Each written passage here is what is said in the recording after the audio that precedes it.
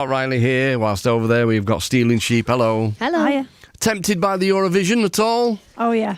It sounds good. There's a really good Scouse artist called Mickey Costello. Has Right. anyone heard of him?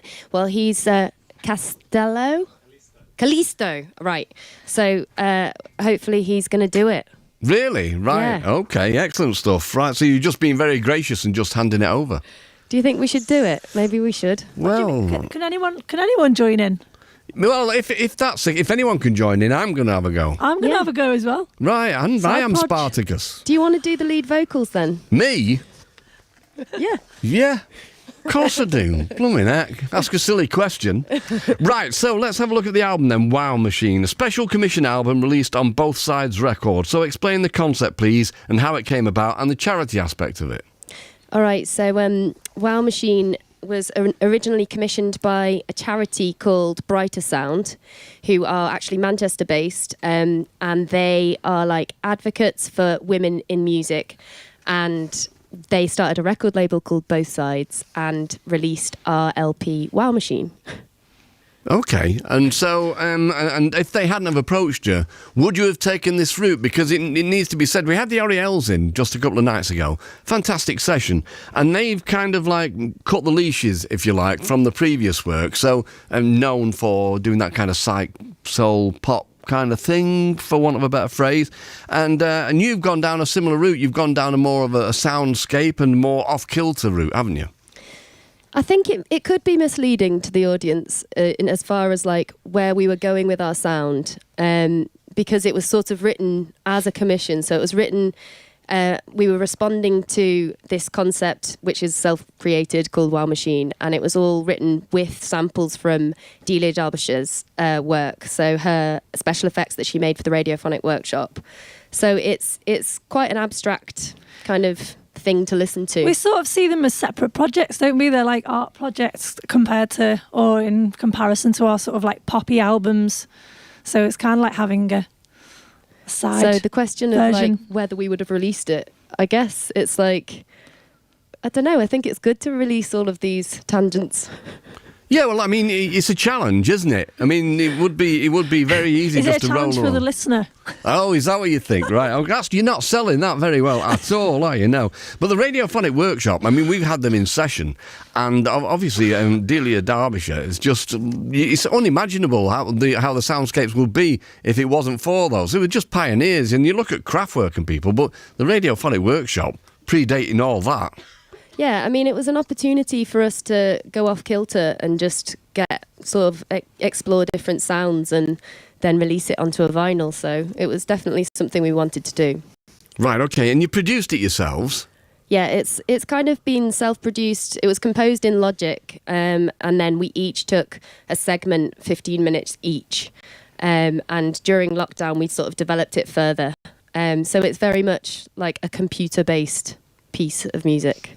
It was kind of started to be with dancers and things, wasn't it? We made it for a stage, like a 3-tiered stage with dancers on originally. Right, okay. So it was a visual thing as well. Yeah, and so did you have to learn new skills to do this? Yeah.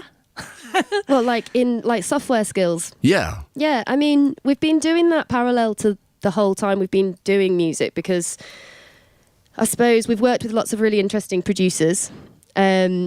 But we also were like quite interested in learning how to produce and like how to create the sounds that we had in our heads. So a lot of our music starts that way. It starts kind of in Logic, where we're creating the sounds and self-producing the atmospheres and stuff. And then we often collaborate with different people and take it to the next level. Okay, so if you obviously, like you say, going off on different tangents, did you have any blazing rows? Did you have any kind of real humdinger fallouts over which direction it could go? Because it wasn't written in stone, was it, where you would go? It wasn't a natural progression where you all kind of knew exactly what was going to happen next. This was out on a limb. It was You want quite drama. Yeah. It was quite an organic process, really. We all went and did our own thing, really, as individuals, and brought that to the table and then worked together. Right, it helps that there's 3 of you, because obviously you can have a vote. Now, if there's 4 in the band and it's 2 against 2, that's when you do go into the car park and sort it out. But you can form a democracy within 3, and that works. It is very democratic, our Right. process. Right, okay, excellent. And and how difficult, I mean, we've heard some of it already, sounds wonderful. Is this why Sam and Laurie are in the frame now? Because obviously there's more going on, if you like. There's more going on. Sam's been involved from the start doing production. So our first album, Into the Diamond Sun, was actually produced by Sam, recorded and produced by Sam. And then with this Wow Machine album, the radio edit that we made is produced by Sam. And quite a lot of the kind of wig out stuff that you hear in it was kind of generated by Sam. And so we were like, okay, well, maybe we need that element in the live thing as well. And you can't have Sam and not have Laurie, can you? We can't have Sam without Laurie. That'd be just wrong. I would have kicked off if that had happened. Laurie did kick off. Yeah. So you're playing then. You're playing on the 20th, which is Sunday, isn't it? Yes, in Manchester. Yeah. The Yes. 22nd, Cardiff Club E4 Back. The 23rd, Bristol Strange Brew. The 24th, Norwich Art Centre. The 27th, Glasgow Room 2. 29th, Leeds Broodnell. 30th, you've got London, Oslo. So that's actually Moth Club. In fact, I think you might have said a few of those wrong. Well, this is what's written down on your press release. Uh-oh. Uh-oh. That's probably our fault then. Yeah, I would imagine. It's certainly not mine, Hey. for once. For the correct information, you can go to... So you can go to stealingsheepworld.com for Wow. correct info about everything. I definitely would, and I'm going to file this press release. Hang on. Oh, no. There we go. All right, then. So, Stealing Sheep live in session, 2 tunes back to back, please. What are you going to do and in what order? So the first one we're going to do is from Wow Machine. It's called Just Do. Right, and the second one?